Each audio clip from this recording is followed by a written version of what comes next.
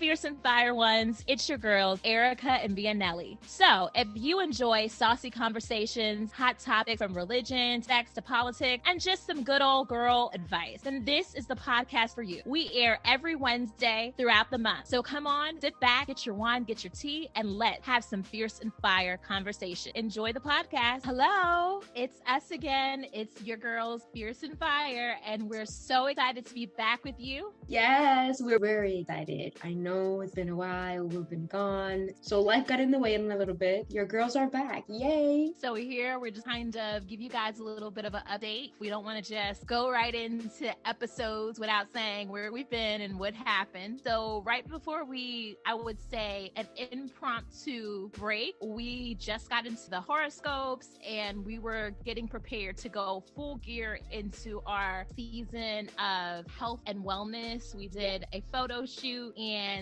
Vianelli and I had just started the challenge with Chloe Ting, Mr. London, and we also discovered Blogalati, and we were doing a couple of challenges, doing some two-a-days. We were going at it hard, feeling great, and I think we were like a month into the challenge. I think so. Working out 5 days a week because we did have days that we did, relax days and we just chilled. Yeah. And sometimes we even switch certain days. Like, oh, you know what? She says, yeah, let's work out tomorrow, but let's switch it that Thursday. Yeah. So we were in the full throes of it all, and we were doing virtual workouts. So we went all together, and we had a host of friends as well that joined us during that period. But then a month in, I got sick, and your girl got COVID, and you can get it not following all the precautions. I'm not trying to make this political at all. All I'm simply saying is this: I was doing very normal, mundane things when I got it. Around that time, I went to a laundromat and the grocery store. So got very sick. I was hospitalized for a period of time. I scared my family tremendously. I definitely did question a lot of goals in my life, had a lot of redirection, and it gave me a lot of time to rethink a lot of different things. And I'm trying not to get emotional. I'm very grateful. All the friends and the family that FaceTimes me, that talk to me, that encourage me. This is not a sad ending. I'm here. I'm breathing. I'm on the other side of it. So I just want to encourage everyone to make the best decisions for yourself, whether it's vaccine, not. So just please stay safe. Please continue to wear a mask. Things are scary.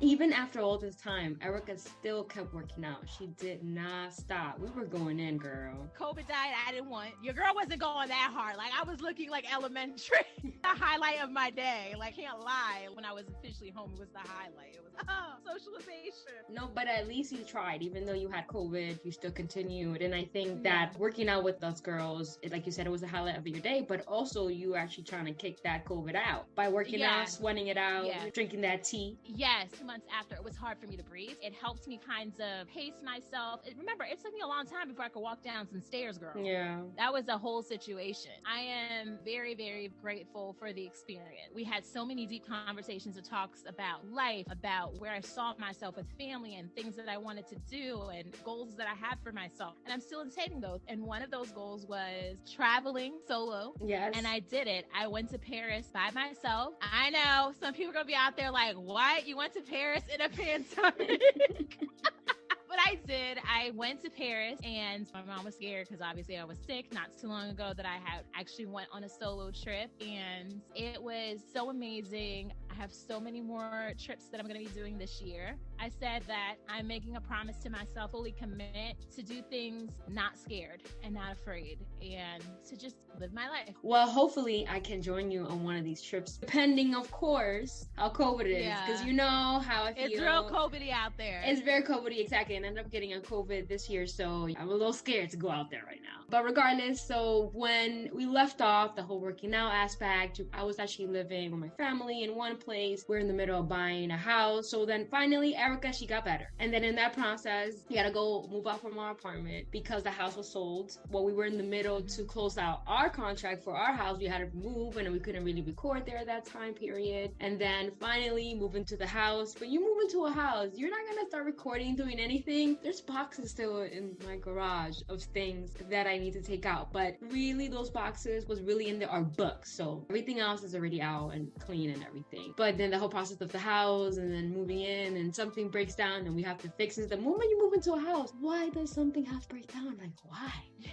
You're like, I just bought it. Everything should be working for 5 years straight. Exactly. Like, you give me minimum maybe a year, but you have to invest in your property. That's why it's so important when you're buying a house, you have to have enough money, not just for down payment to take away points, but you need money for after the fact when stuff starts breaking down. I really want to say sugar, honey, iced tea because it's really like, really? But you know what? Just move past that. We're happy now in the sense of like everything is where it's supposed to be. And Fierce and Fire, we are back. We're here to stay. Things are going to be changing this time around. We're going to be doing things very differently. Instead of airing an episode every last Wednesday, it's going to be every Wednesday from now on because we missed you guys. Maybe there's something that's happening that we want to talk about that moment and we don't want to wait a whole month to talk about that topic. You know what I'm saying? We want to hear how you guys are feeling and to give us input, and we want to stay in the know just so everybody could see that we're here to bring topics that you guys are interested in. You guys give me suggestions, and we're just here to have some fun. And down the line, when it's not nobody out there having an event, we have a lot of ideas coming. We're just hoping as the time goes by, things get better in the sense of when we can start gathering. I don't know if it's gonna be anytime soon, but so my Fierce and Fire ones, we are so glad to be back. We're just very excited to connect with everyone. And one thing that Vianelli did mention, our format is changing. You're gonna notice that our podcast episodes are going to be more concise. It's gonna give you just a better entry point because